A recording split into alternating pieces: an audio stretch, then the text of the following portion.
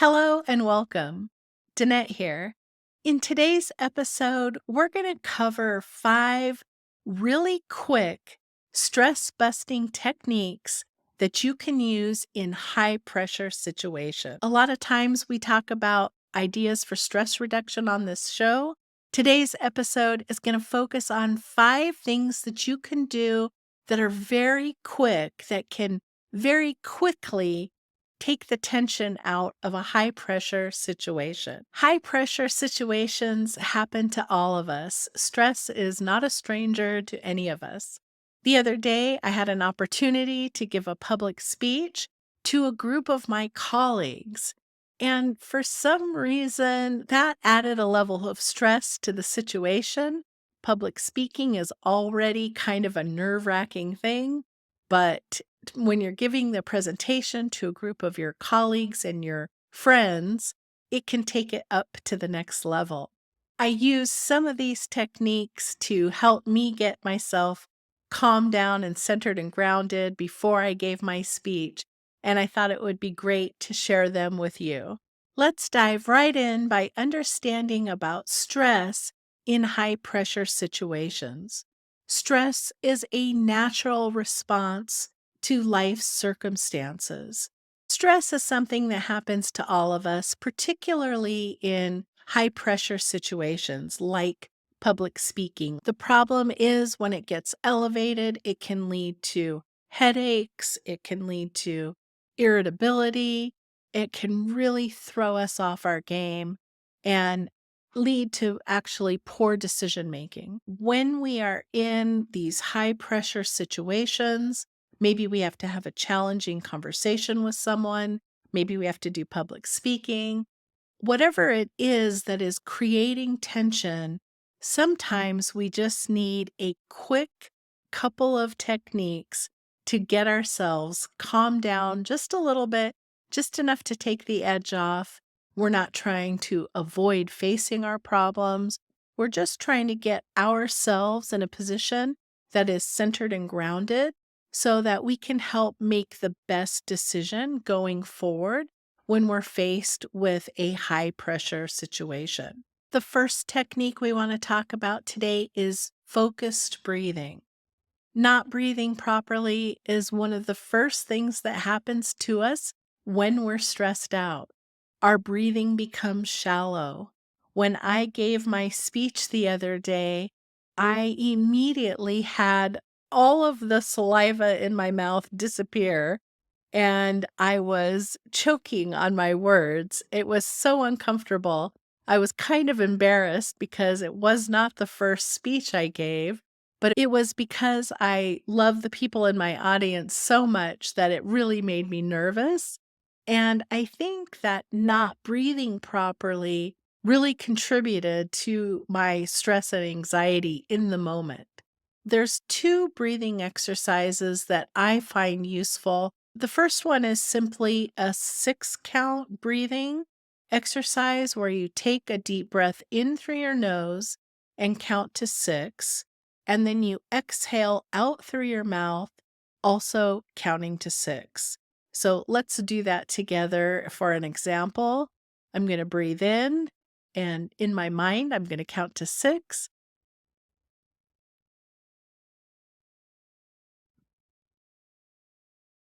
And one more time. You can do it with me if you feel comfortable.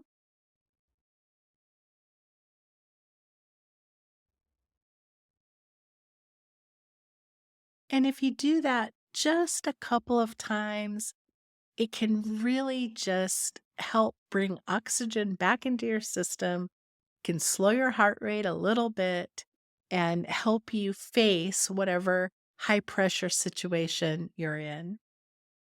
The other really quick breathing exercise that I like to do is a box breathing.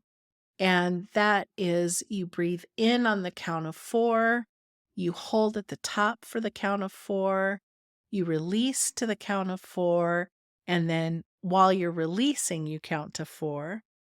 And so we will try, let's do that together. Breathe in, hold, release, and rest. Breathe in, hold, release, and rest. Those are two super quick breathing exercises that you can do at any time of the day. It really helps get you back into your body when you focus on your breath. And I hope you find those techniques useful. The next technique that I use that is also very quick, very easy, is called sensory grounding.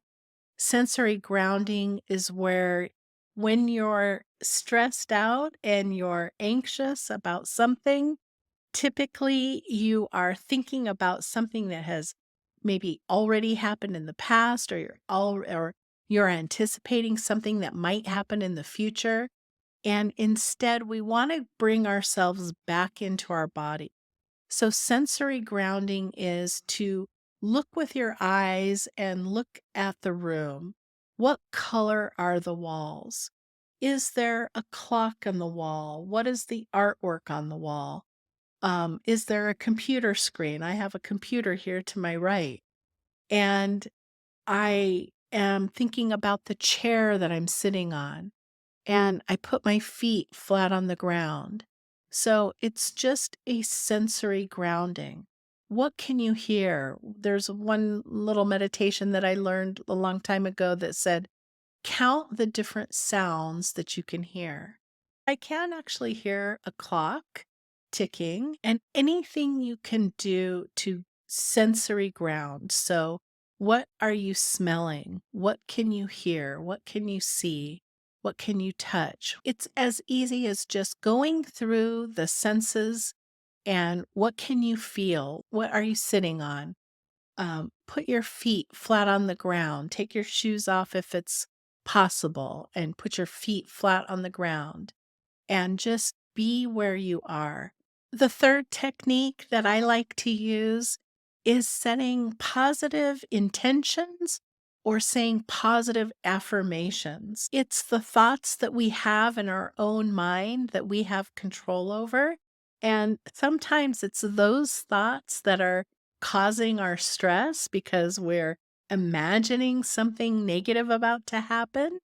If we can take a moment and say some positive things to ourselves, like, I am calm.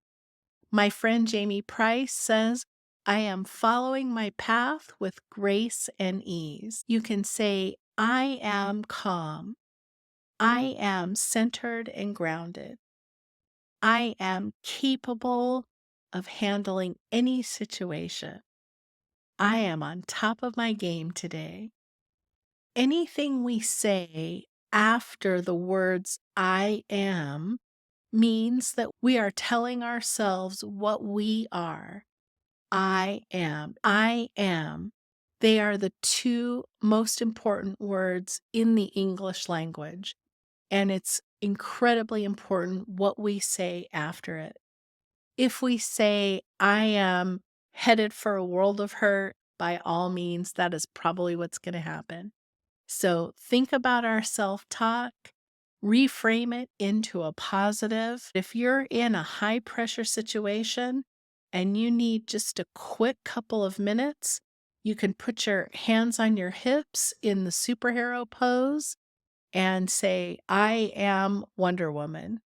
I am strong. I am capable.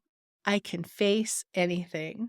The fourth technique that I'd like to share is super simple, super easy to do. You can do it in any situation. It is a mental gratitude checklist. I sat when I was getting ready to give my speech. My speech was at 2:30, and I was starting to feel like this extra butterflies as the time was approaching. And I already knew that I was about to really start to have some pressure and some anxiety. So I sat during the day leading up and did this particular exercise multiple times. And it's just reminding yourself of the things that you're grateful for. So I am grateful for the opportunity to be able to speak today. I am grateful for my granddaughter and getting to hang out with her and play with her and be in her life. I think about the things that I'm grateful for. I'm grateful that my husband came to the conference with me. I'm grateful that we got to go to the conference a day early and see my cousins and my cousins' kids. It's something we don't get to see the family very often, and it's so much fun when we get to do it, and it's so special. And instead of anticipating the future speech or the high pressure situation, I was able to calm myself down and think about the fun things in life. Again, this is an incredibly fast and easy exercise. You can do it at any time of the day, regardless of what's going on in your life. At any time, you can sit and think about the things that you're grateful for. If you sit in gratitude long enough, it absolutely changes your outlook. Just remind yourself of all the good things you do have in your life and the things that you are grateful for, and it will help improve your mood. And if you're saying, Danette, I don't have anything good going on in my life, then try to find just the one thing. If you just focus on the one thing that's going good, and say as simple as I woke up this morning, the sun rose today. Those are the things. Start small, start wherever you are, but it's an easy exercise and I think it builds. The fifth technique that I wanted to share today is a visualization technique. I want you to just sit and visualize yourself in your happy place. We can do this wherever we are, whenever we are, regardless of what's going on. If we can just take a minute and sit still and visualize the place that we love to be. There is a place that I like to hike to. It's called Parker Lake and it's a 45-minute hike. I don't get there very often, but I have a really good visual memory of what it looks like. And so if I'm feeling stressed out and I need to quickly calm myself down, I can visualize myself taking the hike. I can visualize myself walking to get there. I know the trail very well, and I can visualize that moment when we just crest over just at the end of the trail when the lake comes into view. And I can picture myself sitting, it's a very small alpine lake. There's a waterfall way off into the distance and I can visualize myself there very easily. And every time I go there, I meditate.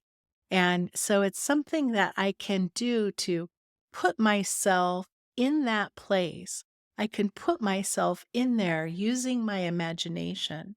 And regardless of what's going on in the outside world, I can feel myself just relaxing as I visualize myself in that location.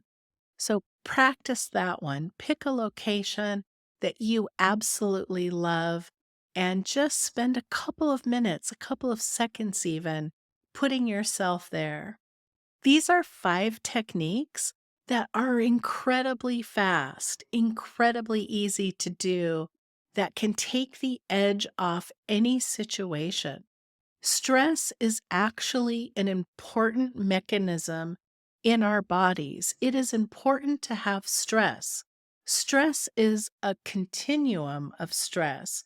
You have stress, and then you have anxiousness, and full on anxiety, and overwhelm, and maybe even ultimately depression.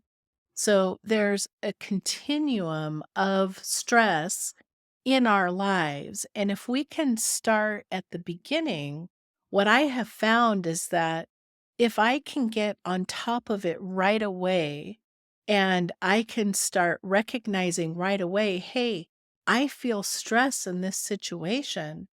I actually am looking forward to those moments because now I know I'm going to be able to solve a problem. I'm going to be able to fix something that was maybe broken before. The reason that something is causing us stress is because something isn't working right. And instead of ignoring it and deferring it and wait until it gets to, in my case, generalized anxiety, then if I can address something in the very beginning and use one of these techniques that we talked about, then I can get myself calm, I can get myself centered and grounded, and I can say, okay, this situation is stressful for me. What is it about this that's causing stress? In the case of the speech that I gave, I realized that in hindsight, I didn't realize at the time, but in hindsight, I realized that I wasn't doing my breathing exercise. And that's probably why I couldn't talk or why my mouth got so dry, is that I wasn't breathing properly.